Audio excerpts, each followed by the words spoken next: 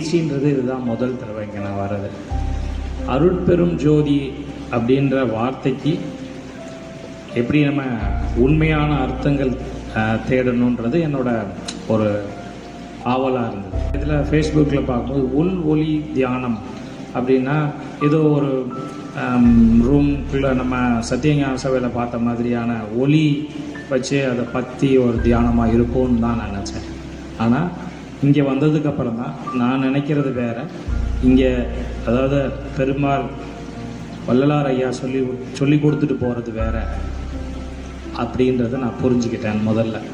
ரெண்டாவது, மனம் உருகி நான் வந்து ஐயா காலையில் சொல்லும்போது சொல்லியிருந்தாங்க, ஒரு ஐயா வந்து பாட்டு படித்தாங்கல்ல காலையில், மனம் உருகி கண்ணீர் வந்தது அப்படின்னா எனக்கு வந்து இந்த கிளாஸில் வந்து மனசை விட்டு ஒரு அழுகையில் ஒரு சந்தோஷம் அப்படின்றது இன்னைக்கு காலையில் தான்.